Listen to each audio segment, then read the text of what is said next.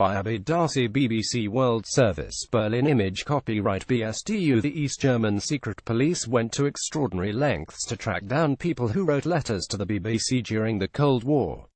One of those arrested and jailed was a teenager who longed to express himself freely and paid a high price.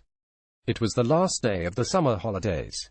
For 18-year-old Karl-Heinz Burkhardt, that should have meant an afternoon on a wind-swept Baltic beach with his girlfriend, or a few hours spent trying to catch the latest pop songs on his portable radio. Instead, his childhood came to a sudden end. His mother hurried into his room unusually early and told him to get dressed. 5 uniformed agents were waiting downstairs. Burkhardt bought himself time. "I needed time to think," he says. It could have been for any number of reasons. Insisting he needed a wash, he started to fling sheets of incriminating texts out of the window. He couldn't know that the secret police already had all the evidence they needed. It was 2 years earlier, in September 1968, that Burkhardt had written his first letter. "I don't think it's fun, always having to say the opposite of what you think." Karl-Heinz Burkhardt, in a letter to the BBC. It wasn't easy to keep anything hidden in the cramped two-room flat Burkhardt shared with his family in Greifswald, a small town on Germany's northern coastline. So as he sat down to write at the living room table, he covered the sheet of paper with his homework whenever someone poked their head round the door. The radio sat to his left and Burkhardt was glued to the crackly foreign broadcasts coming out of Prague, where Soviet guns and tanks had rolled in to crush an attempt to introduce liberal reforms. To the staff of Radio London's German service he wrote, "I have only just started listening to your program, Letters Without Signatures, but I like it a lot, since it airs opinions you don't find in our media. I'm 16 years old. I will write to you regularly, mainly about young people and the views on world affairs. In my view, the West did not intervene strongly enough in Czechoslovakia. Does a country which fought so hard for its freedom have to carry on marching to the tune of the Soviets? Warm regards from a schoolboy." Burkhardt signed off with a code name, and addressed the envelope to a Rolf Degner in Kantstraße 45, West Berlin. Burkhardt didn't know Rolf Degner. He probably didn't even exist. But this was the address he had noted down at the end of the BBC's latest transmission of the program on its German service. Listening to a foreign broadcaster was a crime in communist East Germany, let alone writing to one. Yet Burkhardt didn't see any personal risk. He believed he was shielded by anonymity. How could they possibly find him? He dropped the letter in his local post box. Kantstraße 45 was in central Berlin, but it was still a pile of post-war rubble. The BBC arranged with the West Berlin post office to divert all the letters with this address to a private post box. These were delivered to the BBC's West Berlin office and then on to Bush House in London. Image caption: the West Berlin BBC office at Savigny Platz. The London-based presenter of Letters Without Signatures, Austin Harrison, announced different postal addresses every few weeks at the end of the show, and East German listeners read in the thousands, filling the weekly program with 20 minutes of anonymous and uncensored letters from people behind the wall. Much to the ire of the East German regime, the BBC program gave an extraordinary insight into the physical and emotional lives of a cross-section of GDR society for more than 25 years. Image caption: Austin Harrison. It was like coming up for air, says Burkhardt, a form of release for a young, curious mind locked in the suffocating atmosphere of the communist state. Freedom of speech didn't exist in East Germany, so they did a detour via London, says Susanne Schadlich, herself a child of the GDR and the author of Brief ohne Unterschrift, German for Letters Without Signatures, a detailed analysis of the BBC program. Image copyright SCHADLICH. Image caption: Susanne Schadlich grew up in the GDR and has written a book about the program. I felt like I was unearthing treasures, says Schadlich. The letters are authentic and unfiltered. The writers knew there was no censorship here and they spoke from the hearts. Many read in desperation, appealing to the outside world not to be forgotten as the Berlin Wall was going up. Others grumbled about shortages of butter, onions and soap and then offered creative substitutes. Image caption: a sample letter from the BBC archives. There was widespread despondency and the fear of being trapped in a repeating cycle of history. We're being held in a huge concentration camp. There's no escape. We vote for who we're told to. We're simply a herd of cattle which must obey. Anonymous letter teachers wrote in, as did farmers, doctors, shopkeepers, even soldiers. An astonishing number of disillusioned children also put pen to paper, were being educated in lies. I can't tell truth and lies apart anymore. The whole world is dishonest. Politics is just a lying contest. What's the point of life? Anonymous letter. Find out more in its own way. The program offered a small piece of democracy, crafting debate between the opposing views of its varied listeners. Some people wrote practically weekly, says Gunter Burkhardt, right-hand man to the presenter, who recalls many years of fascinating work with a group of brilliant and eccentric characters.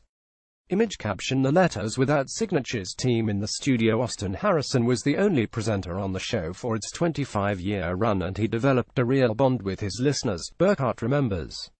He thought it was very important that it was always him, that they always read to Harrison.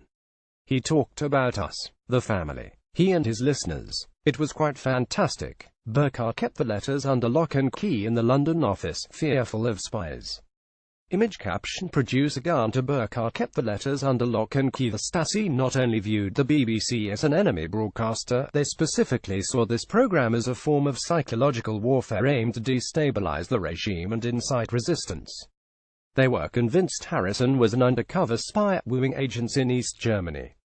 In the end it was the letter writers they really knuckled down on, and the Stasi were extraordinarily fastidious in the pursuit.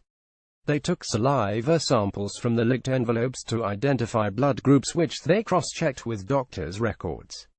They traced fingerprints on the paper, sourced the ink and collated an extensive archive of handwriting samples. Image caption. The Stasi took saliva samples from the licked envelopes. It was his handwriting that caught out Burkhardt. It just seemed like an ordinary piece of homework, he says, when the pupils in his class were asked to write an essay describing themselves and their later goals in life.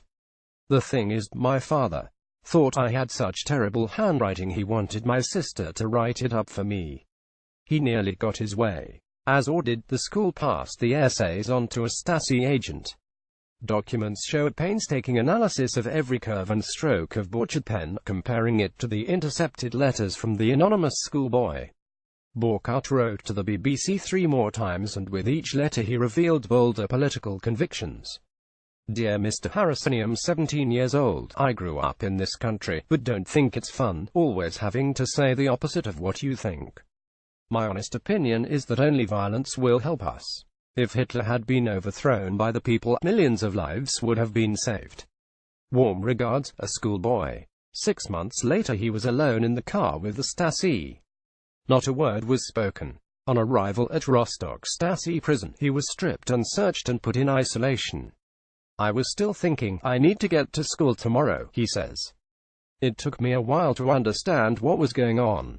Alone in his cell, Burkhardt had endless hours to fill. He counted the squares on his blanket, made chess moves in his head, recited maths tables and poetry.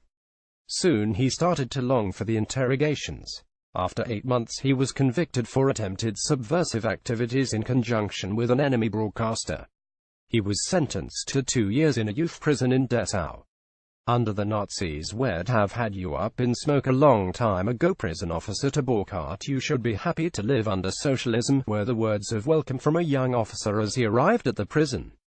Under the Nazis would have had you up in smoke a long time ago. Those words have stuck in his head.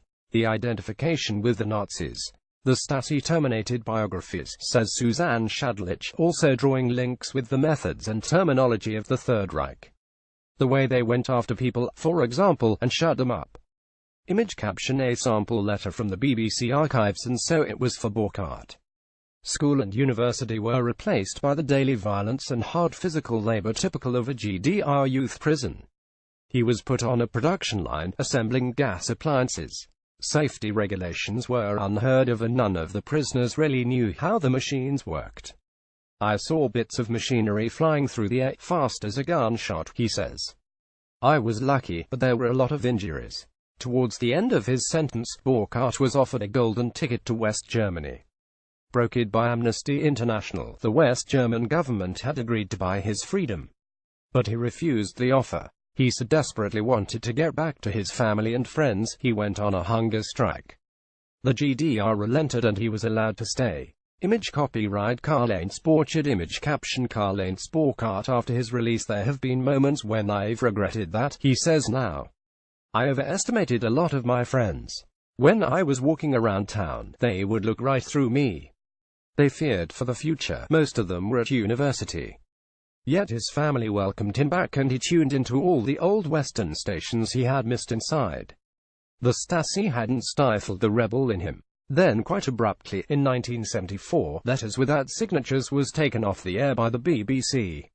The number of letters had reduced, according to former producer Gunter Burkhardt, maybe because more were intercepted by the Stasi, but he suggests the Foreign Office may have had a hand in it. Perhaps it was thought with diplomatic relations coming up and recognition of the GDR, it was time to end it, he says. For many listeners it was a bitter disappointment. The letters kept coming. I could just cry. Where is the England which in recent history fought so honorably and bravely against suppression, slavery and injustice? Good night. It feels like 1939 all over again. The lights went out for years. Anonymous Letterworth. The end of the show. Borchardt stopped listening to the BBC altogether. For the next 15 years he worked as an electronics engineer, and against all the odds studied and got a PhD in East German literature. Still, he could only get a low-status university job. He was a glorified ticket seller, he says. It was only after the collapse of communism and the reunification of Germany in 1989 that he was able to start working as an academic at the University of Greifswald.